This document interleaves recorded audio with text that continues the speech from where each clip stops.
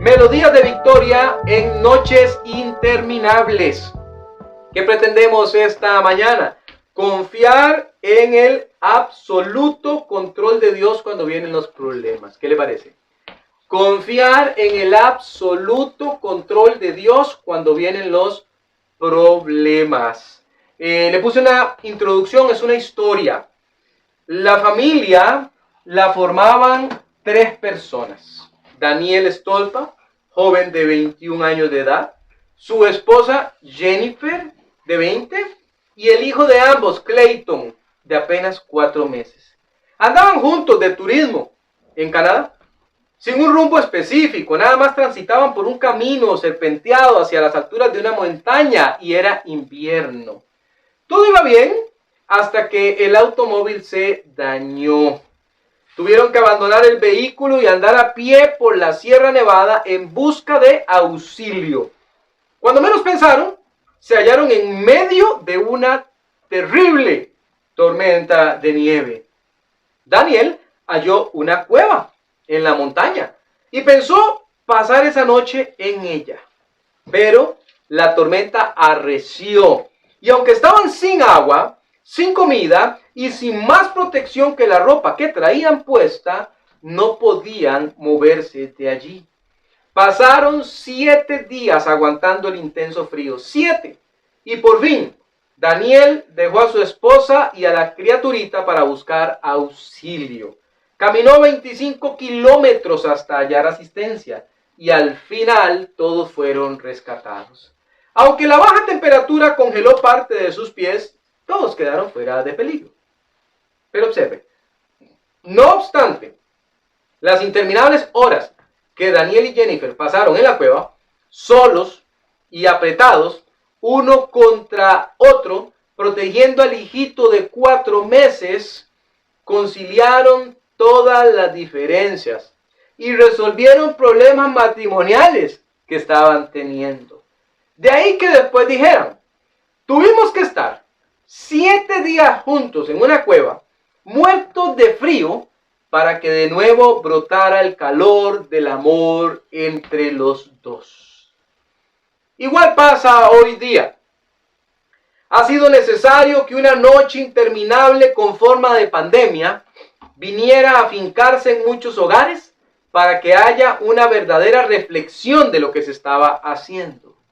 Puede ser un tiempo de crecimiento para el matrimonio, para la familia, para la vida de intimidad con Dios.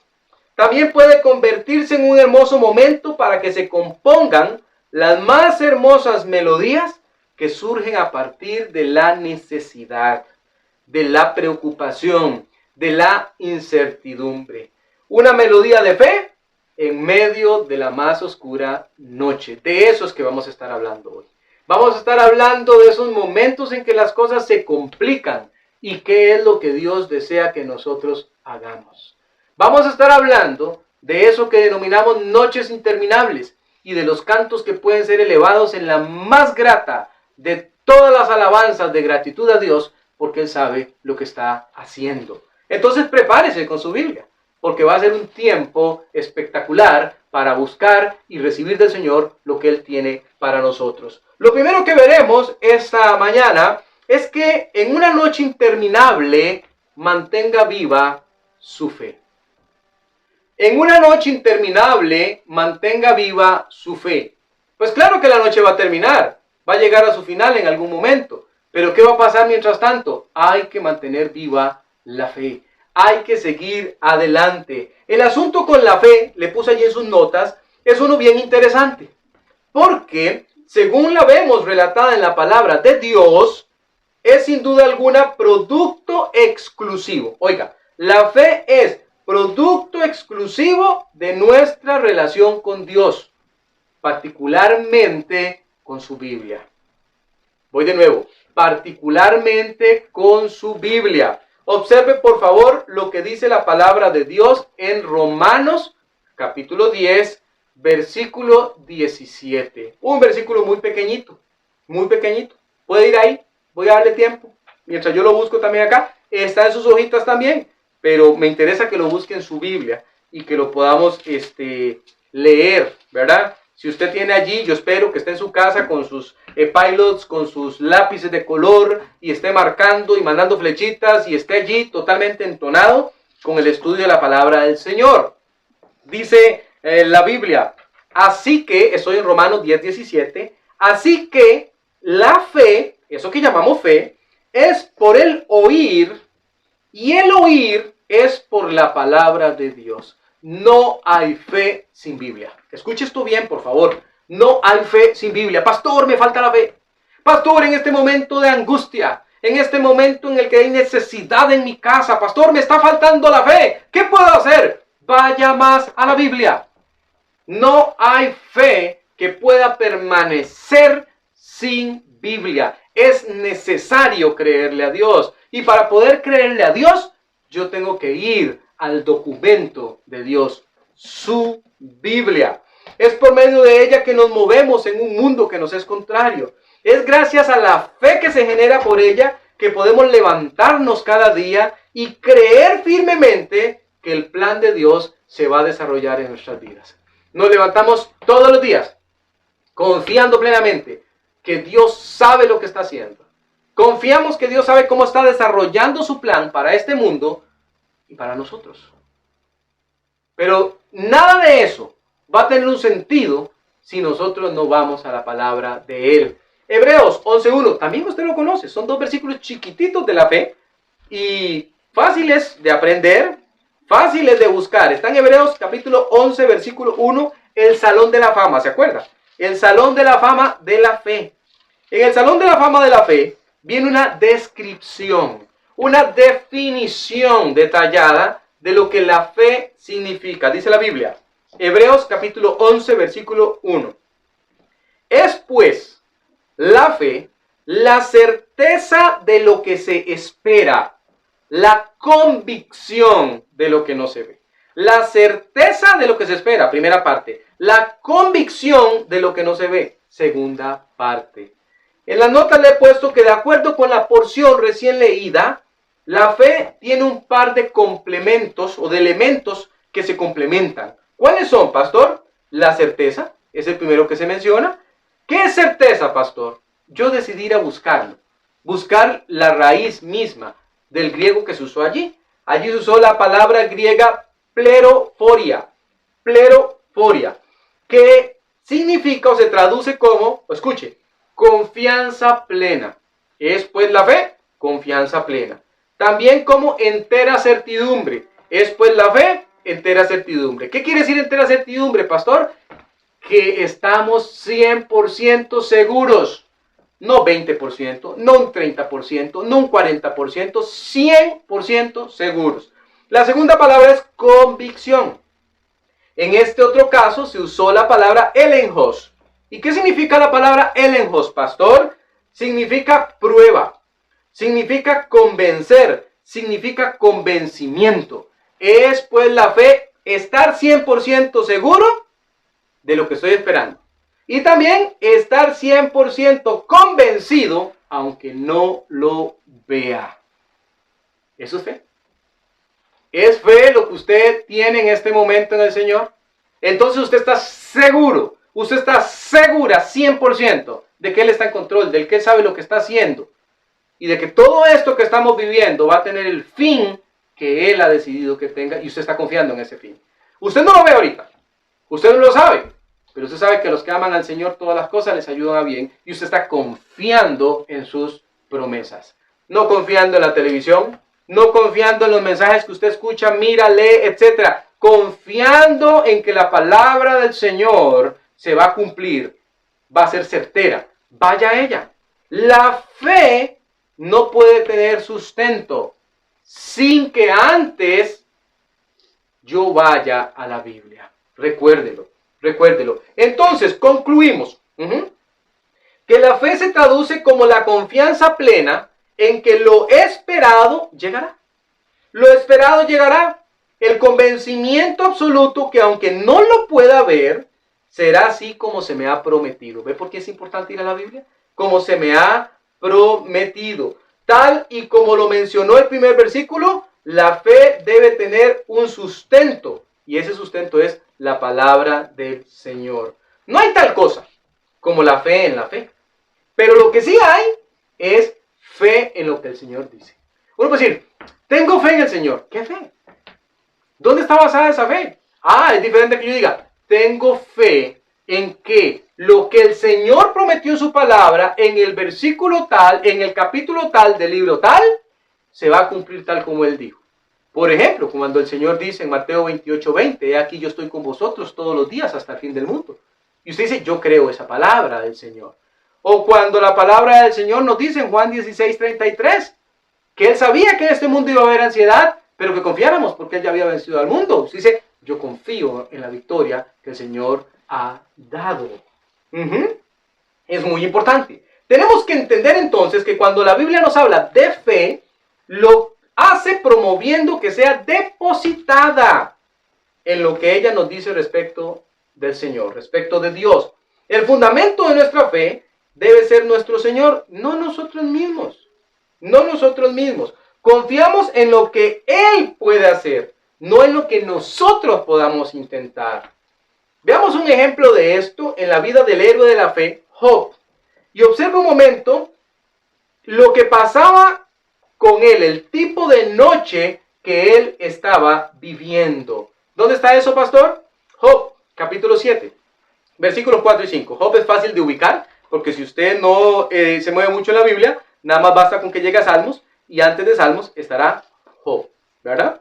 Job, capítulo 7, y Salmos está pues en la mitad de la Biblia, es fácil llegar. Job, capítulo 7, versículos 4 y 5.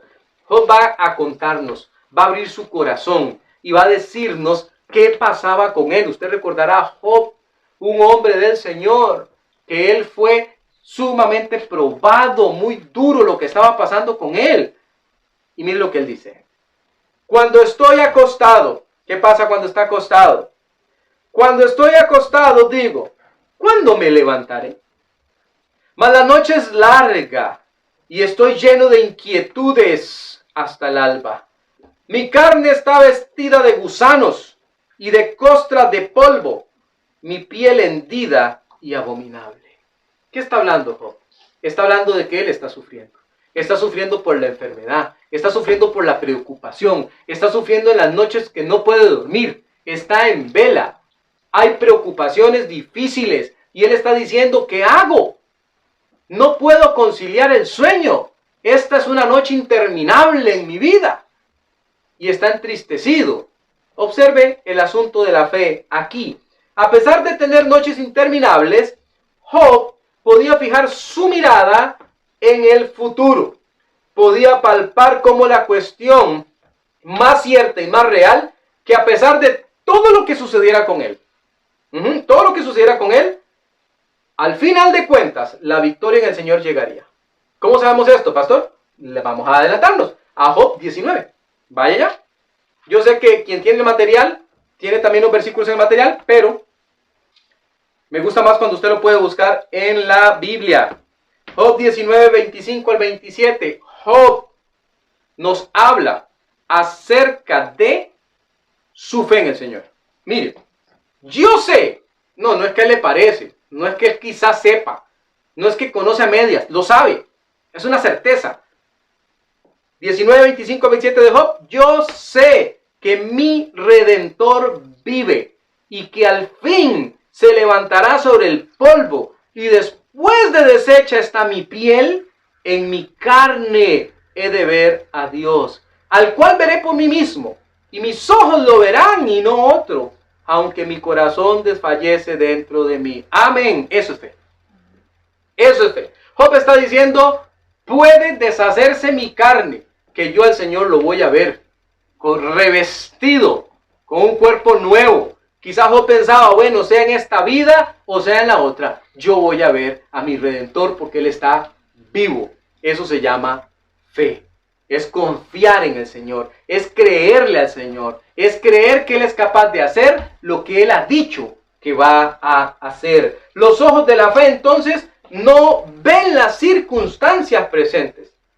No es así que funciona, la fe no funciona por vista, sino que se extiende al futuro y pueden dar por cierto que lo prometido se va a cumplir. lo prometido se va a cumplir. Esos son los ojos de la fe.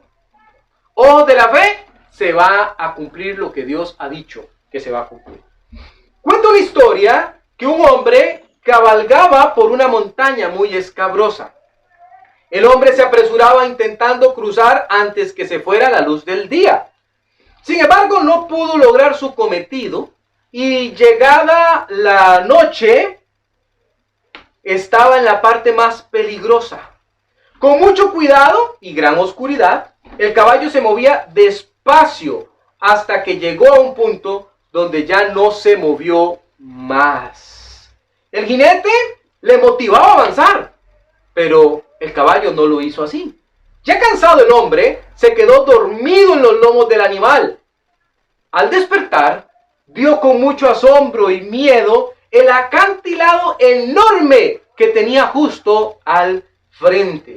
De haberse movido unos centímetros más, habría muerto. Así funciona con Dios en las noches interminables. Tienes que confiar en Él, saber que las cosas se moverán de acuerdo a su plan, no de acuerdo al tuyo. Las cosas se moverán de acuerdo a su plan, no de acuerdo al tuyo. Que muchas veces, Él te va a estar previniendo de peligros no percibidos. Peligros no percibidos. Claro que queremos que todo esto termine, decimos con la pandemia. Claro que quisiéramos salir.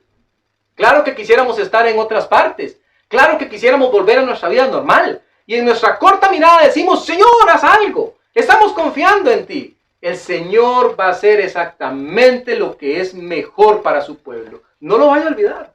Somos sus hijos. Somos sus hijos. Él no es un padre irresponsable. Él sabe exactamente lo que está haciendo. Y terminará cuando tenga que terminar. Aquí el punto no es ese. El punto es que nuestra fe se fortalezca y salgamos mejor de esta situación de lo que antes estábamos. En medio de una noche interminable, mantenga viva su fe. Segundo, en una noche interminable, mantenga también vivo su gozo. ¿Qué, pastor? ¿Me está hablando de gozo? Sí, le estoy hablando de gozo. Y también había dudas mías con respecto a esta palabra, entonces decidí buscarla para tener certeza. Parece una cuestión totalmente ilógica decir que en medio de duras pruebas uno pudiese tener tan solo un poquito de gozo. No obstante, es lo que la palabra de Dios nos dice. De hecho, demanda que se haga así, lo demanda. Él lo pide. Pide que lo hagamos de esa manera. ¿Dónde, pastor? Santiago 1:2. Vaya ya. Santiago 1:2, muévase hasta el Nuevo Testamento. Y en el Nuevo Testamento encontrará Santiago. Puede empezar de Apocalipsis hacia atrás. Y ahí antitos de 1 de Pedro, si empieza atrás para adelante, lo va a encontrar. Santiago capítulo 1, versículo 2. Dios pidiéndome gozo. Dios, a mí, sí. Pidiéndole gozo a usted. ¿En medio de circunstancias difíciles? Sí, en medio de circunstancias difíciles. Pero pastor, ¿qué difícil? Sí, es difícil. Pero el Señor lo demanda. Escuche por qué.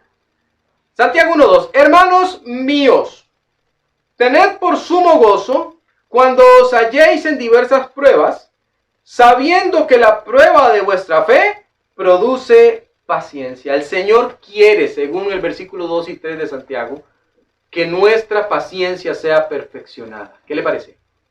Nuestra paciencia sea perfeccionada. Y entonces, como ocupa que nuestra paciencia sea perfeccionada, nos manda no una prueba, a veces nos manda muchas más. Por eso dice la Biblia, diversas pruebas, diferentes tipos de pruebas.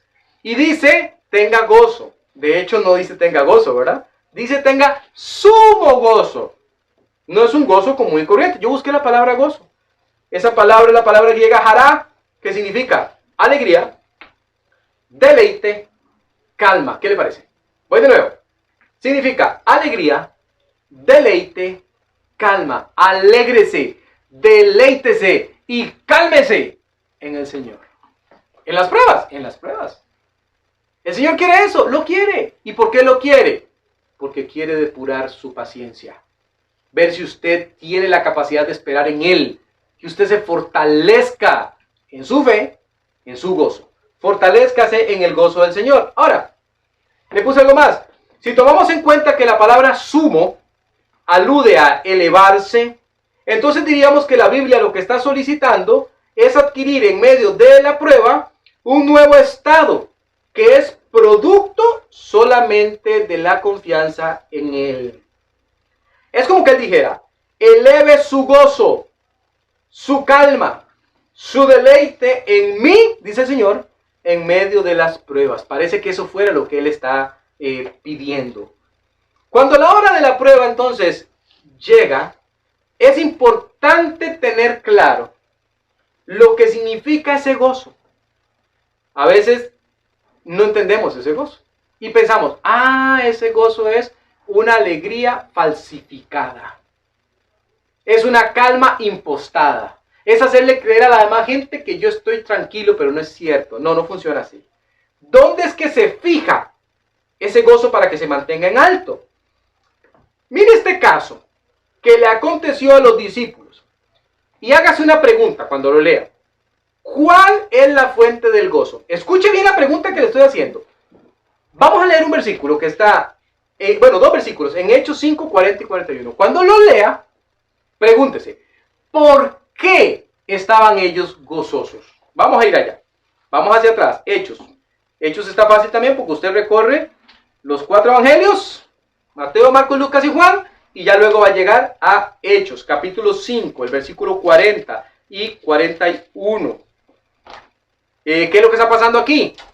¿Quieren los líderes religiosos capturar a los discípulos y evitarles que ellos hablen la palabra del Señor? Gamaliel, uno de esos líderes, se ha detenido y dicho, no lo hagan, porque ustedes pueden ser hallados luchando contra Dios. Así que ellos dicen, está bien, no lo haremos, vamos nada más a hacer esto. Ve aquí, dice, y convinieron con él, con Gamaliel, y llamando a los apóstoles, después de azotarlos, les intimaron que no hablasen en el nombre de Jesús y los pusieron en libertad. Los azotaron. Y ellos salieron de la presencia del concilio, lea, gozosos de haber sido tenidos por dignos de padecer afrenta por causa del nombre. ¡Wow! ¿Por qué estaban gozosos?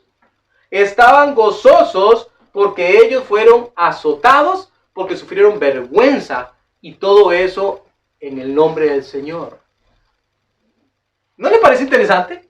Porque de repente usted diría, uy, estoy gozoso que no me azotaron. ¡Qué dicha, Señor! Gracias. Escuchaste mi oración. Y entonces, debido a la intervención de Gamaliel, no nos azotaron. Dios, muchas gracias. Pero aquí no dice eso. Aquí dice que ellos estaban gozosos porque los habían azotado. Porque les habían permitido sufrir vergüenza. Y dijeron, gracias Dios. Le puse una notita. La fuente del gozo de los siervos del Señor fue que ellos, al verse azotados y sufriendo vergüenza por la causa de Jesús, sintieron un profundo estado de alegría. Es como si se dijesen a sí mismos, nos parecemos tanto al Señor que nos tratan como lo trataron a Él. Lo estamos haciendo bien. Esa era la fuente de su gozo. ¿Cuánto tenemos que aprender acerca del gozo en las noches interminables? No vaya a pensar erróneamente que la alegría que brota del corazón atormentado es siempre producto de lo que ese corazón quiere. No. Es más bien producto de lo que Él, es decir, Dios quiere. No de lo que usted quiere, de lo que Dios quiere. Y al cumplirse el propósito de Dios, usted dice, estoy gozoso, me siento bien, siento que el Señor está trabajando en mi vida y entonces me siento muy bien. Me siento alegre de que el Señor esté cumpliendo su propósito en mí. Para tener otro ejemplo, respecto de esto que estamos estudiando, vamos a pensar por un momento en el episodio cuando las cosas salieron muy mal para los siervos Pablo y Silas. Fue tal el grado de molestia contra ellos que también los azotaron fuertemente. Los colocaron con las manos y los pies aprisionados en un cepo. Los lanzaron a la inmundicia propia del calabozo de más adentro. Y ellos hicieron esto en medio de aquella noche interminable. ¿Qué hicieron, pastor? Vamos a leerlo. Hechos 16:25. Ahí estamos cerquita. Acabamos de leer Hechos 16:25. Vaya ahí. Vaya ahí. Tengo la esperanza de que en su caso usted está subrayando estos versículos, está animándose en el Señor y usted está diciendo, esta noche que parece interminable va a terminar con melodías, con cantos de victoria, porque el Señor merece eso y más en medio de mi prueba. 16:25, miren lo que ellos hicieron.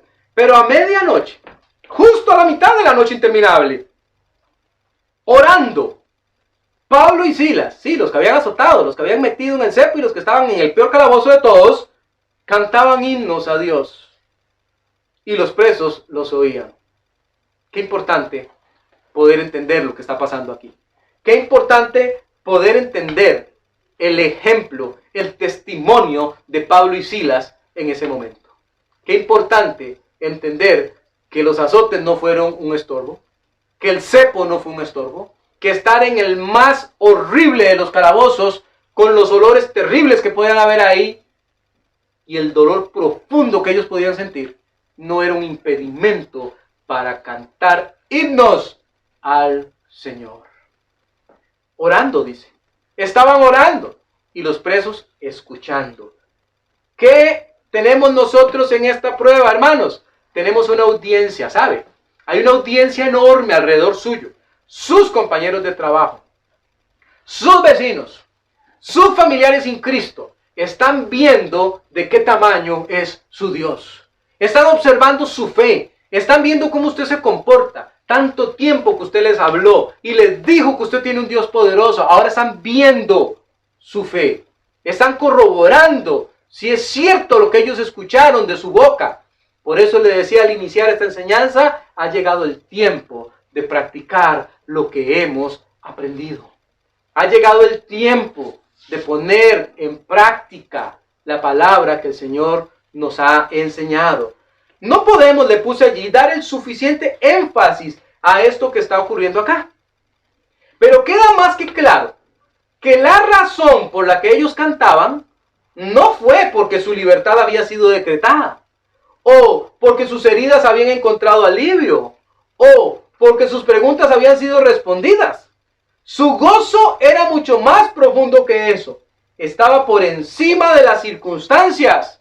Era como que supieran que parte del precio a pagar por seguir a Cristo y servirlo era el sufrimiento que estaban atravesando. El sufrimiento que ellos estaban atravesando. Y lo entendieron así.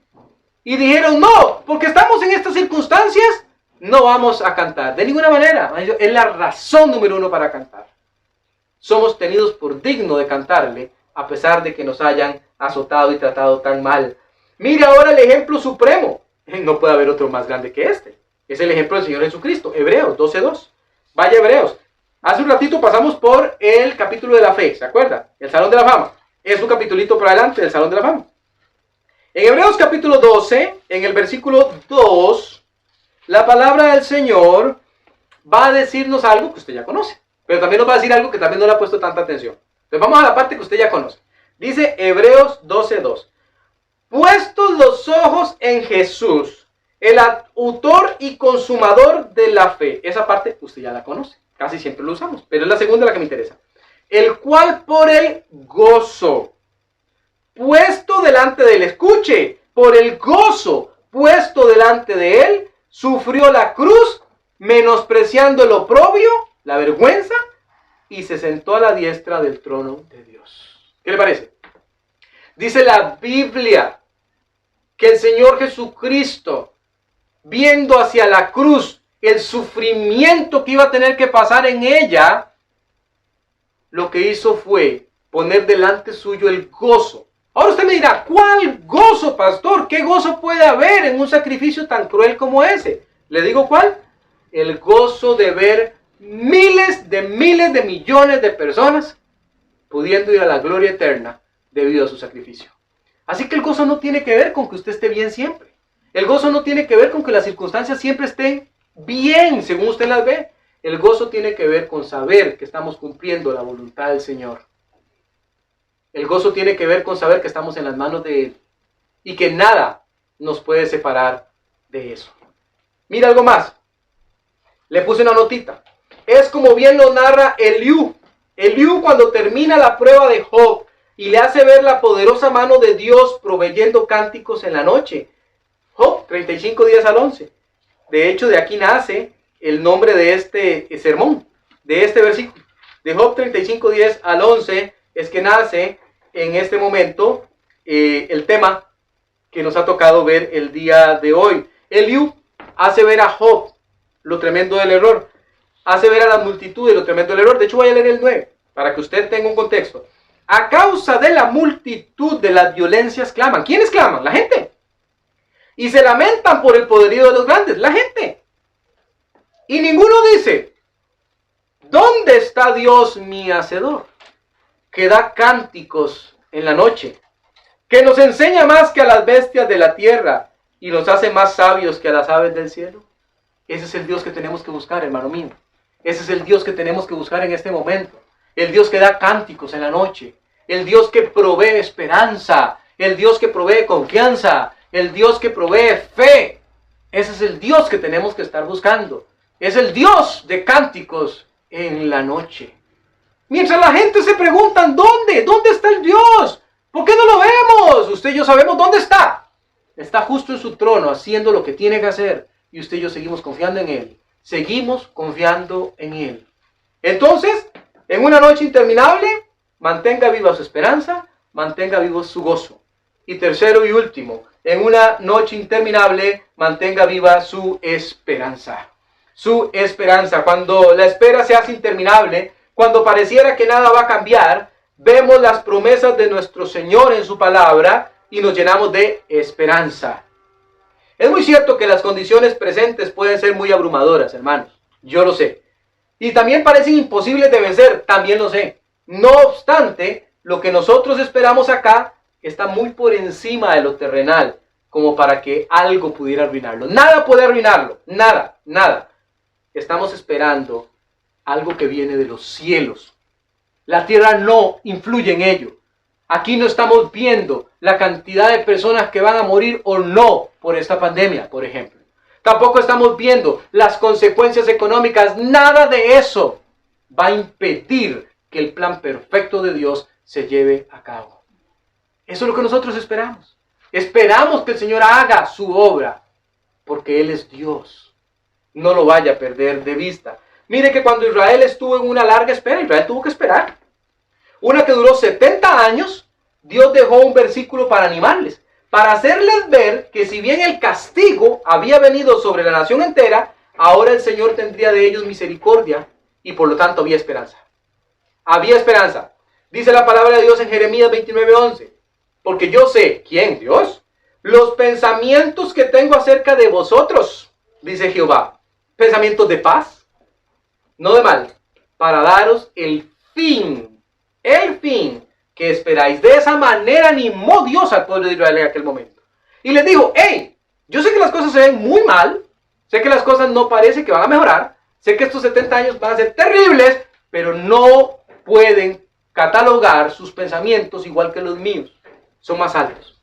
Y yo les voy a dar el fin que ustedes esperan. La misericordia de Dios se extiende mucho más allá de lo que nosotros podemos entender. Es tan grande que se hace presente aún en medio de los más terribles juicios. Dele gracias a Dios por eso. ¿Dónde está Dios en este momento en el mundo? ¿Se acuerda qué pasó antes de la pandemia? ¿Se acuerda cuáles eran los temas de discusión? ¿Se acuerda de las estupideces que se podían ver en la televisión? ¿Se acuerda de las agendas que se estaban defendiendo? ¿Dónde están? En ninguna parte. Porque el Dios Todopoderoso lo controla todo. Todo, todo, todo. Aún las agendas de este mundo. Observe que el Señor toma en cuenta lo que está en los corazones de su pueblo y les dice, no se preocupen, sé lo que anhelan y lo he tomado en cuenta. Sé lo que anhelan y lo he tomado en cuenta. Lo que tenemos que afianzar, dejar muy claro en lo profundo de nuestro ser, es que la confianza en Dios es lo que hace la diferencia. Se sabe uno con confianza por el hecho que ha depositado su futuro en las manos de Él. Esa parece que fue la intención de Eliú, cuando también, guiado por Dios, dirigió estas otras palabras a Job. Quiero que lo busque, Job 11:18, ya vamos finalizando. Vamos finalizando. Quiero que lo busque porque me parece que es importante que nosotros tengamos la palabra del Señor a la mano. Dice la Biblia, tendrás confianza porque hay esperanza. Mirarás alrededor y dormirás seguro. Hay confianza. Y esa confianza hace que esperemos. Y digamos, la esperanza es real, es genuina. En medio de las noches interminables, Dios ofrece un sueño seguro y sustentador. La porción dice que va a haber esperanza, pero también dice mirarás alrededor y dormirás seguro. ¿Se fijó en ese detalle? Mirarás alrededor y dormirás seguro. ¿Se acuerdan? Es el mismo Job que antes estaba diciendo que sus noches eran interminables. Y ahora dice la Biblia, vas a mirar alrededor, como quien dice las circunstancias, pero vas a dormir seguro. Vas a dormir seguro. Y es que nuestra esperanza es segura. Nuestra esperanza es segura. No se trata de buenos deseos para el futuro, sino de las promesas poderosas de nuestro Dios. Antes de leer la última porción de esta mañana, déjeme explicarle algo. Usted no necesita, escúcheme bien, no necesita que un motivador o una motivadora venga a motivar su vida con mensajes huecos, con sutilezas que no convienen, tratando de hacerle ver que las cosas van a mejorar porque sí, porque el destino así las trae. Así no creemos los creyentes. Los creyentes creemos que las cosas van a ir de acuerdo al plan de Dios. Confiamos en eso. Tenemos esperanza en eso. Creemos firmemente que el Señor va a hacer su plan. Y nuestra esperanza está viva. Que es donde quiero terminar. Primera de Pedro 1, 3 al 5. Ahí vamos a finalizar esta mañana preciosa que el Señor nos ha regalado. Qué bello tiempo que hemos tenido, un bello tiempo de estudio bíblico. Sé que ya estamos un poquito pasados de las 11, pero no se preocupe usted. No se preocupe usted que de todas maneras está en casa. Primera de Pedro, capítulo 1, versículo 3 al 5, dice la Biblia, bendito el Dios y Padre de nuestro Señor Jesucristo, que según su grande misericordia nos hizo renacer para una esperanza viva. Amén. Por la resurrección de Jesucristo de los muertos. ¿Para qué, pastor? Para recibir esto. Para una herencia incorruptible, incontaminada e inmarcesible. No se puede manchar. Reservada, amén, reservada en los cielos para vosotros. Que sois guardados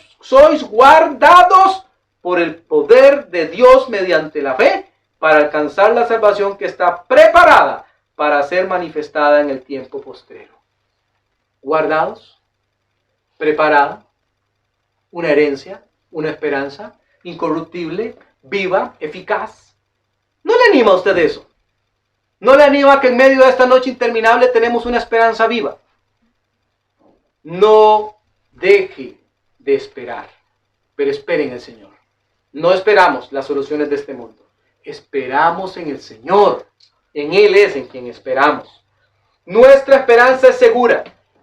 Está firmemente afianzada en la confianza que tenemos en las promesas de Dios dadas en su santa palabra. Se fijó que la porción dice que es una esperanza viva. Usted puede confiar y no va a ser defraudado por lo que está esperando. Conclusión.